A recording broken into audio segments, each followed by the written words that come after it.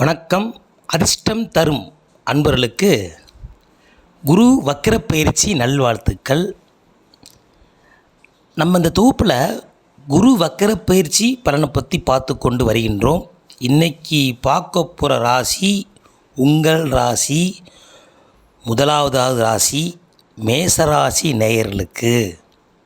குரு வக்ரம் வரம் தரப்போகிறாரா, தரம் உயர்த்த போகிறாரா, எப்படி உங்களுக்கு இந்த வக்ர பயிற்சி அமையப்போங்கிறத சுருங்கமாக பார்ப்போம். மேசராசி காலதேவனில் முதல் வீடு நீங்கள் தாங்க. இந்த வெல்ல போகும் குதிரை கொள்ளை பார்க்காதுங்கிற பழமொழி உங்களுக்கு 100% செல்லும். பொதுவாக மேசராசியில் பிறந்தவங்களுக்கு எல்லாமே ஏதாவது ஒரு பொறுப்புகள் உங்களுக்கு இருந்துக்கிட்டே இருக்குங்க. முடிஞ்சியா அப்படின்னு உங்களை சொல்லவே முடியாது. உங்களால் தான் பொறுப்பில் நீங்கள் வேலை பார்த்துக்கிட்டு இருப்பீங்க.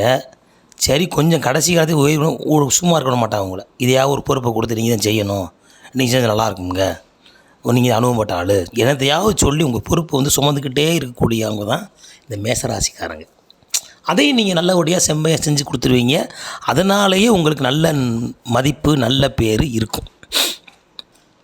இந்த மேசராசிக்காரங்களை பொறுத்த வரைக்கும் எல்லா இதுலேயும் உத்வேகத்தோடு இருப்பீங்க.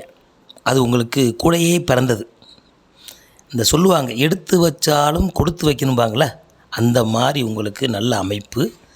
அதனால தான் இந்த ராசியில் போய் அஸ்வினி, பரணி, கார்த்திகை இந்த 3 நட்சத்திர அதிதேவன் இருப்பாங்க.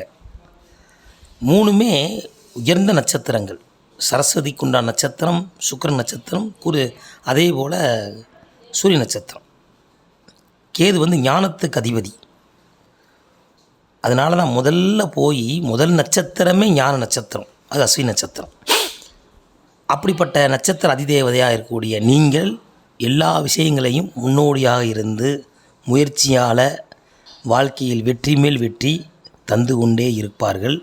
நீங்களும் இருக்கிற இடமும் வெற்றியாகவே இருக்கும். ஏன் அப்படின்னா, இந்த வீட்டில் தான் சூரியன் உச்சம் பெறுறார். சூரியன் தன் வீட்டில் உச்சம் பெறலைங்க, மேசராசியில் போய் உச்சம் பெறார். ஏன்? தலைமை ஸ்தானம் சிறப்பாக இருக்கணுங்க. ஏன்னா தளபதி தளபதிக்கு உத்தரவு கொடுக்கக்கூடிய சூரியன். இவருடைய பார்வையில் தான் ஒரு போர் வீழுமா வெல்லுமாங்கிறத கணிக்க முடியும். அப்படி சேனாதிபதி பட்டம் கொண்டவர் செவ்வாய் பகவான். அந்த ராசியில் பிறந்தவங்க தான் மேசராசிக்காரங்க. சரி, இந்த குரு பெயர்ச்சி வருகின்ற 10-15-2024 புரட்டாசி 29 வருது.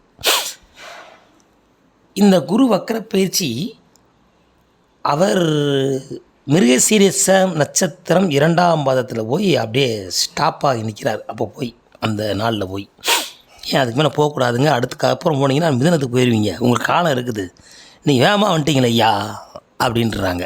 இப்போ என்ன செய்யணும், உங்களுக்கு பணி நிறையா இருக்குது, கொஞ்சம் கூட வாங்க, அதெல்லாம் முடிச்சுட்டு அப்புறம் 2ஆவது போகும்போது கொஞ்சம் சீக்கிரம் போய்க்கிறோம் அப்படின்ட்டு சொல்லி அவர் 2ஆவது கூப்பிட்டு வர்றாங்க. அப்போ ஒவ்வொரு நட்சத்திரம் கொஞ்சம் முன்கூட்டி வருவார். வக்கரங்கிறது எப்படின்னா, வலிமை அதிகமான கிரகம் வலிமைப்படுதுன்னு அர்த்தம். எப்படி சொல்கிறது, 100 கிலோ தூக்கக்கூடிய மனிதன் அவர் நல்ல வலுவை எடுத்துனா 500 கிலோ தூக்கிடுவார். அப்போ அதிகமான பவரை எல்லா ராசி கொடுக்கும்போது பக்கத்தில் இருக்க ராசி யார்? நீங்கள் தான். செவ்வாய் அவர் சொந்த வீட்டுக்கு 2ஆம் இடம், இப்போ இருக்கிறதுக்கு 2ஆம் இடம். அப்போ தனாதிபதியாக இருக்கக்கூடியவர் நீங்கள். தனத்துக்கு பஞ்சமே இருக்காது. 15-10-2024 அப்புறம் தனம் வரும், நல்லா வரும். புதையல் கிடச்ச யோகம்னு வரலாமுங்க, அப்படித்தான் சொல்லணும். நல்ல ஒரு பதவி உயர்வு, நல்ல மனிதனுடைய பழக்க வழக்கங்கள், நல்ல ஒரு சந்தோஷமான செய்திகள். இது வரைக்கும் சொத்து தகராறு இருந்தவங்களாம் சொத்தை கையில் கொடுத்து நீங்கள் வச்சுக்கோங்க அப்படின்னு சொல்லிட்டு போகக்கூடிய தன்மைகள். எதிரிகள் உங்களுக்கு அடிபணிந்து உங்களோட சேர்ந்து கைகோர்த்து உங்களை பலப்படுத்துவார்கள். இப்போ நாடை ஜெயிக்க போகிறாங்கன்னா அந்த நாட்டுக்காரன் சரணடைஞ்சானா பார்ட்னர் சேர்ந்துக்குருவாங்க. ஐயா, நான் இனிமேல் நான் உங்களுக்கு வரி கட்டுறேன், கப்பம் கட்டுறேன், உங்களோட சேர்ந்தே நாடு இருக்கட்டும் அப்படின்னு சொன்னோன்னே கப்பம் கட்டி அவர் தன்னுடைய அடிமையாக்கிடுவாங்க. அப்படி எதிரிகள்லாம் உங்களுக்கு அடிமையாகக்கூடிய இந்த 15-10-2024 உங்களுக்கு வருவார்கள். இது வரைக்கும் ஏற்றவேனா அவங்கள சரிங்க நீங்கள் சொன்னால் சரிதான் சார், அப்படின்னு கொஞ்சம் இலக்கமாக இருப்பாங்க. கணவன் மனைவிக்குள்ள அந்நியோன்யமாக இருப்பீர்கள். அது மிகப்பெரிய பலம் உங்களுக்கு. சொத்து சுகங்கள் வாங்குறீங்க, இன்னும் வாங்கிக்கிட்டே இருப்பீங்க. கடன் உள்ளவங்க கடன் அடைப்பீங்க. நல்ல பசுமாடு பாக்கியம்லாம் உங்களுக்கு நிறையா உண்டு. செல்வ அதாவது கலைமகள், மலைமகள், அலைமகள் எல்லோரும் உங்கள் வீட்டில் உட்காந்துருவாங்க. அப்போ என்ன சொல்கிறது அப்படின்னா, பொதுவாகவே ஒரு மனிதனுக்கு வாழ்க்கையில் பணம் ஓரளவுக்கு இருந்துட்டாலே அவனுக்கு எல்லாமே பலமாக இருக்குங்க. ஆனால் பணம் ஒன்றுலைன்னா எல்லாம் பலவீனமாயிரும். அதுதான் எல்லா வீட்டில் என்ன சொல்கிறாங்க, மகாலட்சுமி மாதிரி பொண்ணை கூப்பியா. எங்கேயா துர்காதேவி மாதிரி சொல்கிறாங்களா, சரஸ்வதி சொல்கிறாங்களா? ஏன் அப்படின்னா, மகாலட்சுமியை கூப்பிட்டாச்சுன்னா அங்கே தைரியலட்சுமி வந்துடுவா, அங்கே கல்வி லட்சுமி வந்துடுவா, அங்கே விஜயலட்சுமி எல்லா லட்சுமி வந்துடுவாங்க. அப்போ மகாலட்சுமி மாதிரி பொண்ணு வேணும், மகாலட்சுமி அணுக்கணும் இருக்கணும் அப்படின்னு சொல்கிறோம். மகாலட்சுமி படத்தை தான் வீட்டில் முன்னால் வீடை பார்த்த மாதிரி வைக்கிறோம். டெய்லி வீட்டுக்காரர் வெளியே போகும்போது மகாலட்சுமி பாட்டு போகணும். நம்ம வீட்டில் மகாலட்சுமி யார், மனைவி. ஆனால் இப்போல்லாம் பெண்கள் என்ன செய்யுது, பூ வைக்கிறது கிடையாது. அது ஸ்டைலாக நம்ம அந்த பிளாஸ்டிக் பூ வாங்கி வச்சுக்கிறீங்க. அதெல்லாம் மறந்து நல்ல வாசமுள்ள பலரை நீங்கள் சூடணும். அப்போ தான் மகாலட்சுமி அனுகிரகம் கிடைக்கும். அதே போல் நல்லா குளித்து வீடை வாசமாக வச்சுக்கோங்க. உங்கள் வீட்டுக்காரருக்கு வருமானம் அப்படியே பயில் நம்பி உங்கள் முன்னால் விழுவும். அப்போ எந்த இடத்துல வீட்டில் வீடு வாசல் வாசமாக இருக்குதோ அந்த வாசத்தில் மகாலட்சுமி அமைஞ்சிருப்பா. அப்போ என்ன செய்யணும், வீட்டில் டெய்லி நறுமண புகை, நறுமணம், பன்னீர், நல்ல ஜவ்வாது, நல்ல பச்சை கற்பூரம் வீட்டுக்குள்ளே வந்தால் தெய்வீக வாடை அடிக்கணும், மல்லி வாசனை அடிக்கணும். எவ்வளோ ஒரு டென்ஷனான மனுஷன் கோபம் வந்து கூட அந்த உள்ளே வந்த உடனே அவனுடைய குணங்கள் மாறும். அதுதான் சொல்லியிருக்கோம், இடம் பொருள் இன்பம். முதல்ல ஒரு மனிதனுக்கு இடம் நல்லா அமைஞ்சிச்சுங்களேன், பொருள் தன்னை போல பொங்கி வருங்க. அப்போ நீ இன்பமாக வாழலாம். அதுக்கு தான் தலைப்பில் கொடுத்துருக்கோம், இடம் பொருள் இன்பம். அப்போ 2ஆம் வீட்டில் தனாதிபதியாக இருக்கக்கூடிய இது வரைக்கும் உங்களுக்கு கொடுத்துட்டு வந்தார். இது எல்லா வீட்டுக்கு என்ன செய்வார்னா, இவ்வளோ தான் கொடுப்போம் அப்படின்னு ஒரு மதிப்பு வச்சுருப்பாங்க. இப்போ ஒரு சம்பளம்னா ஒரு நாளைக்கு வேலை பார்த்தா சம்பளம் கொடுப்போம்ல, இந்த சம்பளம் உனக்கு 1000 ரூபாய் சம்பளம், அவ்வளோதான் முடிஞ்சியா அப்படின்னு போயிடுவாங்க. அந்த மேசராசிக்கு மட்டும் என்னென்னா, இவர் அவருடைய ரொம்ப சிஷிய பிள்ளை, நெருக்கமானவன்னு வச்சுங்களேன். அதுதான் குரு மங்களன் பேர் அவனுக்கு. இவர் குருனா மங்களன், பிடித்தமான ஆள். குரு மஞ்சளாக இருப்பார், இவர் சிகப்பாக இருப்பார். சந்திரன் மாதிரி 2 ஒட்டிக்கிறோம். அப்படி குருவுக்கேற்ற சிஷியனாக இருக்க செவ்வாய்க்கு சம்பளத்தையும் கொடுத்துட்டு, எப்பா உனக்கு வேறு தேவைப்படுதாப்பா அப்படி இந்த சொல்லுவாங்களே, ஒரு வேலை பார்த்தவங்க அடுத்த நல்ல வேலை பார்த்துட்டு ஒருத்தர் எந்த வேலை பார்த்தாலும் ஒரு நல்ல வேலை பார்க்கும்போது அந்த முதலாளி பார்ப்பார், அவர் நல்லா வேலை பார்க்கான ஐயா, அவனை கவனிக்கணும் கொஞ்சம் அப்படின்னு தனியாக கூப்பிட்டு, வாங்க சம்பளம் கொடுத்தாச்சு, வேறு உங்களுக்கு தேவைப்படுதா என்ன சொல்லுங்கள் அப்படின்னு ஒரு தனியாக கவனிப்பாங்க. அப்படி கவனிக்கக்கூடிய குரு பகவான் மேசராசிக்காரர்களுக்கு அட்வான்ஸாக கவனிக்க போகிறார். எப்போ 15/10/2024 உங்களுக்கு ஸ்பெஷல் கவனிப்பு, சிறப்பு அனுமதி, சிறப்பு சலுகை அப்படின்னு சொல்கிறோம்ல, அந்த மாதிரி குரு பகவான் உங்களை சிறப்பாக கவனிக்க போகிறார். இதை நீங்கள் பொறுப்பாக நீங்கள் வாங்கி அனுபவிச்சிட்டிங்கன்னா உங்களுக்கு வாழ்க்கையில் எல்லாமே வசந்தமாக அமைந்துவிடும். என்ன செய்யலாம், முதல்ல குரு நுழைஞ்சிட்டாலே என்ன செய்வார், முதல்ல திருமண பாக்கியம் கொடுப்பாருங்க. திருமணத்துக்கு முதல் கதாநாயகம் அவர் தான். திருமணத்துக்கு அப்புறம் என்ன செய்வார், அடுத்து என்ன செய்யணும்னா குழந்தை பாக்கியத்தை கொடுப்பார். குழந்தை பாக்கியம் குடித்து ஓரளவுக்கு ஆன பிறகு அதுக்கப்புறம் அந்த வீட்டில் சொந்த வீடு வாங்குறது, இல்லை நிலம் போல் வாங்குறது, இல்லை பழைய வீடை புதுப்பிக்கிறது, ஏதாவது ஒன்று கொடுத்துக்கிட்டே இருப்பார். சுப நிகழ்ச்சியை கொடுத்து அதுலேருந்து உங்களுக்கு மகிழ்ச்சி கொடுப்பார். சுப நிகழ்ச்சியும் இருக்கணும், மகிழ்ச்சி இருக்கணும்.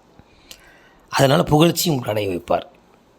அப்போ தாய் தப்பனை சொத்து கிடைக்கிறது, அண்ணன் தம்பிக்குள்ளே ஒரு பழைய சண்டை சச்சரவுலாம் சரியாகி அவங்க வழியை உங்கள்கிட்ட உதவி கேட்டதுனால அதனால் நீங்கள் ஒரு ஹெல்ப் பண்ணி அதனால் நீங்கள் ஒரு நல்ல ஒரு ஏற்றத்தையும் மாற்றத்தையும் உங்களால் உங்கள் குடும்பங்கள் முன்னேறக்கூடிய நல்ல மாதமாகவும் நல்ல வருஷமாகவும் இந்த 2024 2025க்குள்ளே மிக அற்புதமான காலமாக இருக்கிறது. இந்த 12 ராசியிலே மேச ராசி டாப்புங்க அப்படின்னு சொல்லணும். கோடீஸ்வரனா உறுதின்னு சொல்லுவாங்கள்ல, அந்த மாதிரி இது நடந்தே தீரும் 124க்குள்ளே. அதனால் வெற்றி மீது வெற்றி வந்து உன்னை சேர்ந்து சொன்ன மாதிரி உங்களுக்கு வெற்றி மேலே வெற்றி கை கொடுத்து வந்து சேரும். அந்த பழம் பாலில் விழுந்து கையில் விழுங்குற மாதிரி இவங்களுடைய நாக்கிலே வந்து விழுந்துருது. அப்படிப்பட்ட ஒரு நல்ல ராஜ யோகம் உள்ளவங்க இந்த மேசராசிக்காரங்க. இப்போ நீங்கள் என்ன செய்யணும்னா, இப்போ எப்பயுமே ஒரு மனிதனுக்கு பணங்கள் வந்து அதிகமாக வர வர என்ன செய்யணும்னா, அப்போ வந்து ஆணவம் வந்துடக்கூடாது. பணம் வந்து அதிகம் வர வர என்ன செய்யணும்னா, பக்குவம் அடையணும். நீங்கள் ஒரு நிலத்தில் ஒரு நெல் விளைஞ்சிச்சுன்னு வைங்களேன், முதல்ல வந்து டெம்பராக நிற்கும் பொடுசாக இருக்கும்போது. ஆனால் அதில் விதை நல்லா குலுங்க என்ன ஆகும்னா அப்படியே மடங்கும். அப்போ மேசராசிக்கு இது வரைக்கும் வறுமையில் உள்ளவங்க சிரமப்பட்டவங்களுக்கு இனிமேல் வர காலங்கள் நல்ல பொற்காலமாகும். நல்ல பணம் சம்பாதிக்கக்கூடிய காலம் வருது. அப்போ என்ன செய்யணும், நீ இனிமேல் தான் பக்குவமாக இருக்கணும். முன்னேற வரைக்கும் ஓட்டலாம். முன்னேறி ஒரு லெவலுக்கு வந்தாச்சுன்னா அந்த முன்னேற்றத்தை குறைக்காமல் பார்த்துக்கிறதுக்கு நீங்கள் கண்டிப்பாக உழைத்தே தீர வேண்டும். உங்கள் உழைப்பு தான் மிகப்பெரிய சொத்து. உங்களுக்கு உழைக்காம மட்டும் இருந்துடாதீங்க. ஏன்னா மேசராசிக்காரங்க தளபதி பட்டம் உள்ளவங்க.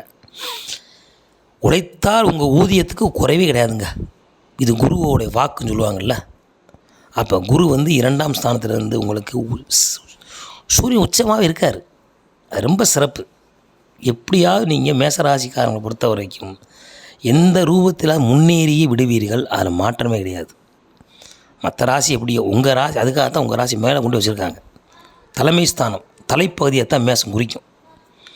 அப்போ ஏதாவது துறையில் நீங்கள் மிகப்பெரிய தலைமை ஸ்தானமாக இருப்பீங்க. உங்களை கட்டுப்பட்டு உங்களுக்கு கீழே வேலை பார்க்கக்கூடியவங்க இருப்பாங்க. உங்களுடைய குடும்பங்கள், உங்களுடைய சொந்த பந்தங்கள், உங்களுடைய சம்பந்திமார் எல்லாருமே உங்களை யார் வெறுத்தாங்களோ அவங்கெல்லாம் பக்கத்தில் வந்து, ஐயா உங்களை அதான் நஷ்டம் ஐயா, நீங்கள் இல்லைன்னு நடக்க முடியாது, அதைத்தான் நீ செய்யணுமையா உங்கள் மிகப்பெரிய பொறுப்பை கொடுத்து அதையும் நீ சரி பண்ணி அவங்க மேல் நல்ல பேர் எடுத்து அத்தனை பேருக்கும் ஒரு உதாரணமாக இருப்பீங்க. அதில் எந்த மாற்றம் கிடையாது. அப்படிப்பட்ட குரு பகவான் உங்களுக்கு குரு மங்கள யோகம். குரு மங்களம் என்ன அப்படின்னா, பொன்னன், மகிழ்ச்சி, இனிப்பு, குழந்தை பாக்கியம், புது வாகனங்கள் வாங்கிறது, சம்பந்திகள் உருவாகிறது, அந்த சம்பந்தம் இன்னொரு சம்பந்தம் உருவாகிறது. இப்படி பல நல்ல காரியங்களை பூரா அடுக்கடுக்க சொல்லிகிட்டே இருக்கலாம். அதனால் மேசராசிக்காரங்களை பொறுத்த வரைக்கும் இந்த குரு பயிற்சி உங்களை சொல்ல வேண்டியது இல்லை. எல்லாமே டாப்பாக இருக்குங்க. எங்கேயுமே ஓட்டை இல்லையேங்க. அப்போ எப்படி தண்ணி ஒன்று சொல்ல முடியும்? எல்லா பக்கமும் நல்லா இருக்குது. எங்கிட்டயா ஒன்றும் சொல்ல முடியலையா? அப்புறம் சிறப்பாக இருக்கும்போது என்ன இருக்கும்? நல்லா தான் இருக்குது. ஏற்கனவே உங்களுக்கு பொதுவாக நல்லா இருக்குது. இருந்தாலும் அப்பப்போ கொஞ்சம் பிரேக் ஆகுது. அந்த 15/10/2020 இருந்த மிகப்பெரிய ஒரு ஓட்டம், மிகப்பெரிய ஒரு ஆட்டம், அதனால் உங்களுக்கு அதிர்ஷ்டம். அப்படி அதிர்ஷ்டம் தரும் யோகம் உங்களை எல்லா வகைத்திலையும் வெற்றி நிச்சயம், வெற்றி நிச்சயம், வெற்றி நிச்சயம். மகிழ்ச்சியோடு நிறைவு செய்கின்றோம். மீண்டும் ஒரு தொகுப்பில் சந்திப்போம். நன்றி.